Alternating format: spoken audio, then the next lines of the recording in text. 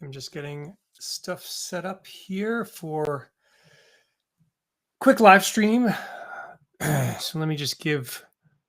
I've noticed that the last couple times I did this, I started the intro before some of the live streams fully started loading.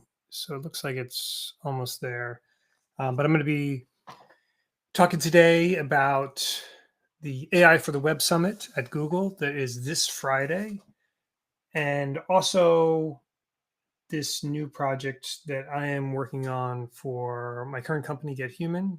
This sort of spans outside of just my company work to some larger work in the customer service world as well. All right. That looks like it's fully loaded now, so we can get started officially. Hello, and welcome to another episode of Tech Time Today. I am your host, Jeff Welpley, and in today's live stream, we're going to be talking about the AI for the Web Summit, which is on Friday. I'm going to talk a little bit about what is AI for the Web, what I'm trying to get out of this summit, and I'm obviously, doing the primer right now. This is before the gathering to talk about a variety of different AI subjects on the web. But then also, we're going to, or I will do a post summit discussion on all the stuff I learned and what the good discussions are, or what some of the talks were about, and that type of thing. And then at the end, I wanted to mention one new thing that I'm working on that I think is somewhat interesting. I'll just kind of give a plug for that at the end. Okay. So, first things first, let's get into a little bit about what is AI for the Web can encompass a bunch of different things. So I'm going to share my screen actually. Let's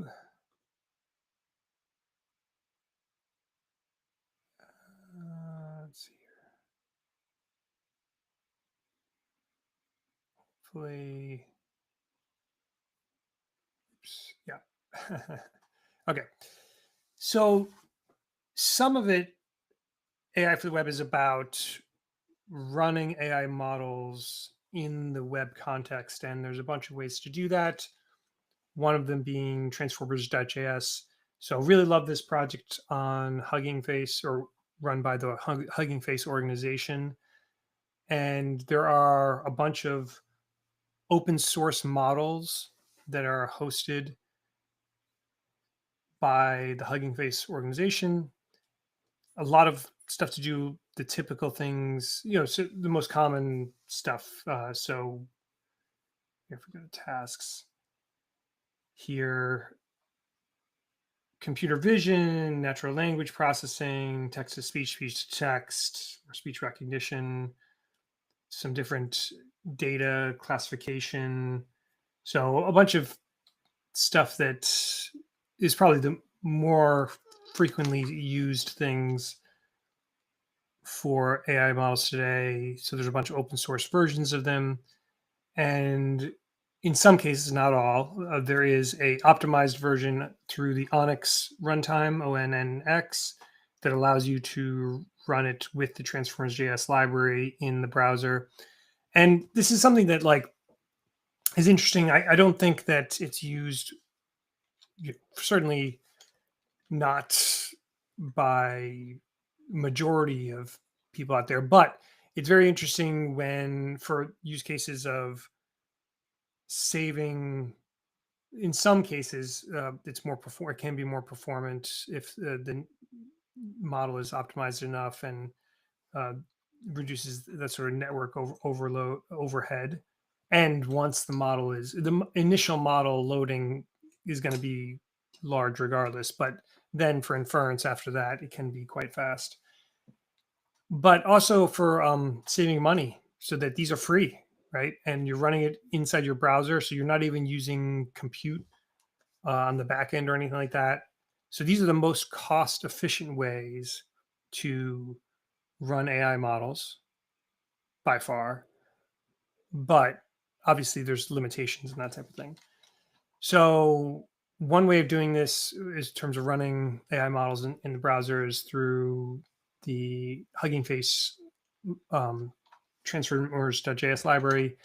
But then also Chrome has the built-in AI models for doing a lot of the common stuff. So translations, summarization, generating text, things like that, that they have some models for. This works really well. It is Chrome only, so obviously that's a limitation. Just like with Transformers.js models, the initial load can be a little bit long, but then inference is pretty quick, relatively.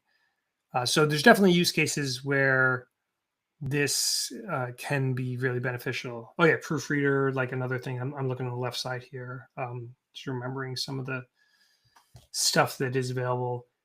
Language detector, API. I think in general, with these, there's a case to be made if you're doing a lot of inference, if nothing else for saving money, if you have it set up to do a sort of hybrid of using your server side model inference when the model it can't be loaded in the browser or is taking or it hasn't been yet. But then once it's downloaded in the background, you can save time and money by using some of these. So definitely something for web developers to be aware of, if nothing else. And then I just want to point out that there are standard, like, so the built-in Chrome stuff is Chrome only, but then there's also standard APIs that are continue to be refined with a bunch of stuff. And actually, I probably should have prepared the full list of the AI related stuff that's been involved recently. But one I know for sure because I've been using it is the web speech API for speech recognition. So instead of using the well, there is a way to do it with the prompt API for built-in AI, but I've done it before also with Hugging Face has a Whisper model that can be used for speech recognition in the browser, or you can use, when it's supported in more modern browsers, the web speech API. And there's other stuff too. So like they're adding like a lot of like standardized stuff. So the browsers themselves are becoming a lot more capable. So I would expect over time browsers to be able to do like a lot of the more common models that are super straightforward, detecting, any of the, maybe not the prompt one's a more general API, but something like translations or language detection, like let's just take that for example, which is a pretty standard one. I would imagine that would be something that would probably be available in all browsers in the future. But again, right now, not all browsers support it. It's kind of a world where you have to try your best, but then have fallbacks in case it isn't working. So all this is stuff that I've been working on for, in terms of AI for the web. And I'm sure at the summit this Friday, they're going to be talking about that. But then I involved in a project that I'm hoping that there'll be people talking about on Friday, but for sure this is a big part of AI for the web, which is basically this new W3C, relatively new, I should say, standards body for AI agent protocol. So the idea here, so this is the white paper draft, and it's early days. This is super early days. Yeah, I think the latest one was in September, but I think they just started this year. I'm pretty sure. But the basic gist is the thinking of building the agentic web, which means this new world where the core entity, like for the semantic web, the core entity or one of the big core entities in terms of like how people have representation on the semantic web is, a website or, a domain with a website. But in the agentic web, the agent is this sort of like equivalent core entity. And in theory, you can create a lot of open standards. The thing that this, among other things, I have a lot of thoughts on this, and I'll sort of just summarize them here. And in the future episode, I'll try to like get in a lot more detail about all the stuff that's involved here. But in a general sense, I think that different agent frameworks and agent, especially agent-to-agent communication, which involves MCP, A2A, other protocols that are out there. There's some amount that they are using the web, some not. This is sort of an effort to like, okay, let's reuse a lot of the stuff that we've know works on the web and use that as the basis for how we create this new open standard of how agents talk to each other, agents collaborate on different issues, etc.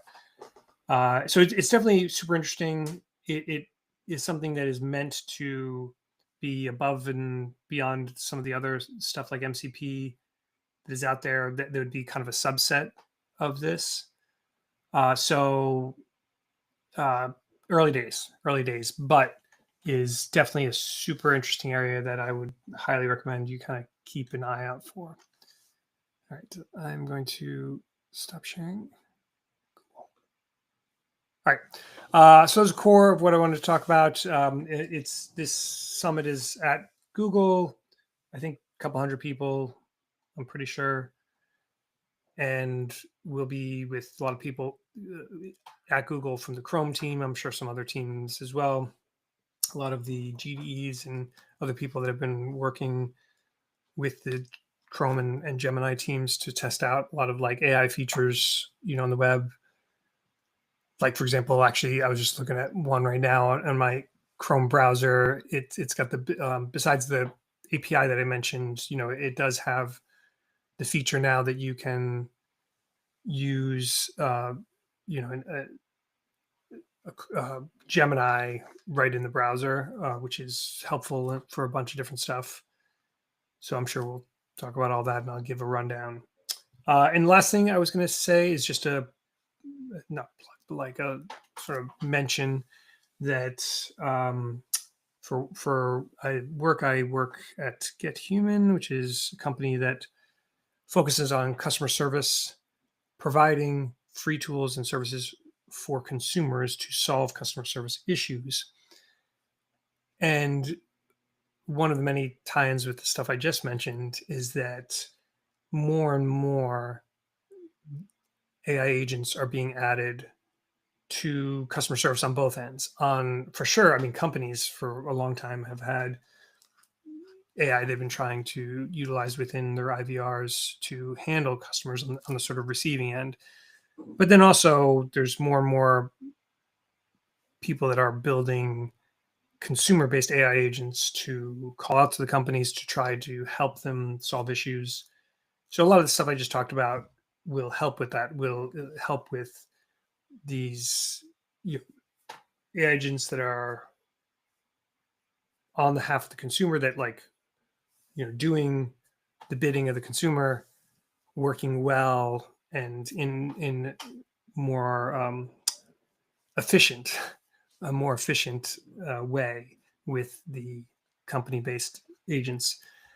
So I'm doing a lot of work there now to try to reimagine what is the best customer service experience for individual consumers, but then overall, how can we solve a lot of these long-standing problems in the industry as a whole with a lot of these new capabilities. So I'm putting a lot of thought into that, and I'll have future videos, I'm sure, that I'll dive into that a lot deeper. So that's all I wanted to go over today. I am flying out on Thursday for this summit. So maybe if I do have time, maybe I'll do a quick live stream from the summit itself. Otherwise, afterwards, for sure, I'll give kind of a rundown. And that's it. Thanks for watching, and I'll see you again next time on